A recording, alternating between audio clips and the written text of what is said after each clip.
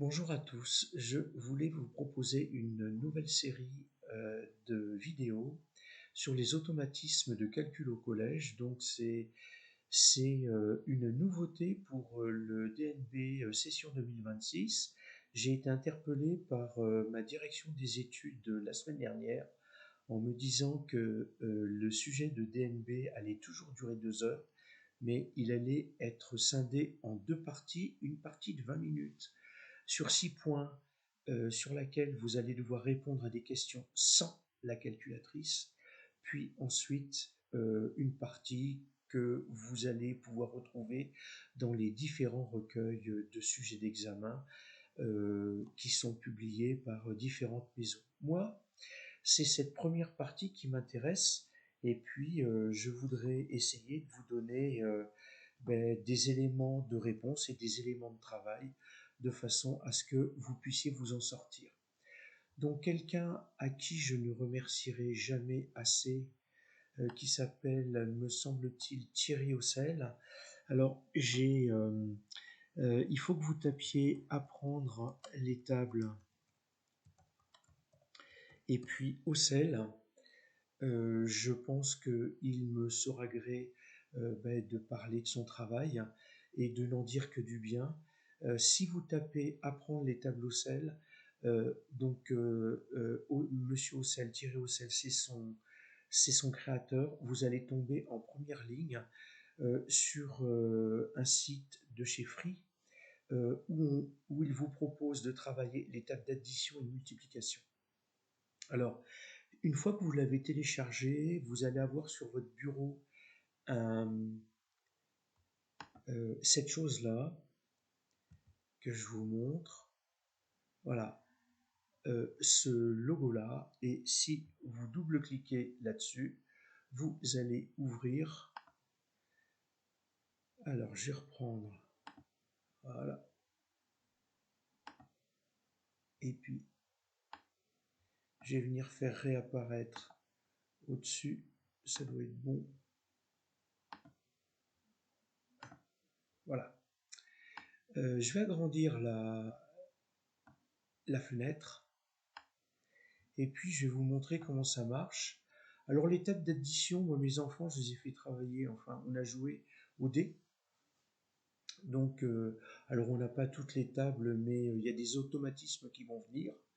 Et puis ensuite, en cliquant, vous pouvez chercher addition, multiplication. Donc, moi, c'est multiplication qui m'intéresse. Les élèves, j'ai fait travailler sur les tables de 3, 4, 5, 6, 7, 8, 9. Vous pouvez choisir un nombre d'essais, je vais me limiter à 20. Un temps pour répondre, alors si vous maîtrisez, si vous êtes vraiment des maîtres en la matière, 3 secondes, vous allez voir, c'est franchement short. Et puis à partir de là, une fois que vous allez cliquer sur départ, vous allez avoir apparaître une opération, vous allez avoir 8 choix, alors 9 choix en fait, 3 x 3, 9. Et il faut cliquer sur la bonne réponse. En 3 secondes, si vous ne connaissez pas votre table, vous ne pourrez pas y arriver. Donc, petite démonstration, 35. Vous voyez, je dis carrément 18 et je vais chercher la bonne réponse, 60. 12, 12, 27, 35, 20, 81, 12, 36, 80, 32, 16, 8, 30, 18, 30, 42,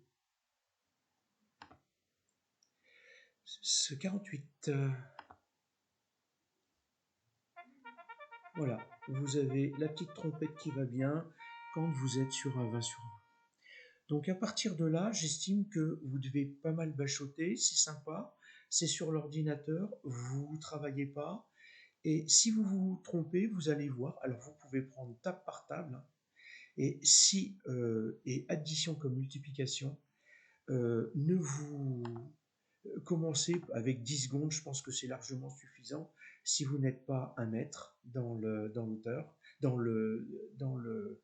la matière, et puis ensuite travaillez, hein, revenez sur l'ouvrage, bachotez et maîtrisez parfaitement vos tables parce que vous allez en avoir besoin. Donc ça, c'est le premier logiciel dont je voulais vous parler. Je voulais vous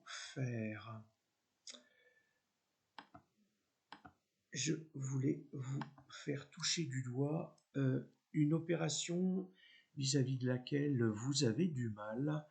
Quand vous voyez 7 fois 8, il va falloir que je grossisse la taille de mon crayon. 7 fois 8, là, généralement, ça bloque, c'est une table où ça bloque. Donc, prenez un temps, bien entendu, je vais utiliser un gros mot, c'est la multiplication est commutative, donc ça peut être 8 fois 7 aussi. Et photographiez ça. Et prenez un temps, et quand vous voyez cette opération, si vous savez compter 5, 6, 7, 8, vous allez avoir le résultat de cette manière. Donc 7 fois 8 ou 8 fois 7, c'est la même chose, ça vaut 56.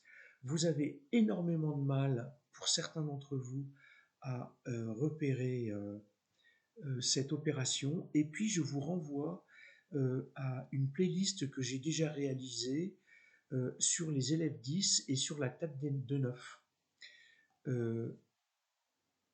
Juste pour vous dire donc que la table de 9, en fait, vous avez énormément de mal à l'apprendre et pourtant elle est très facile.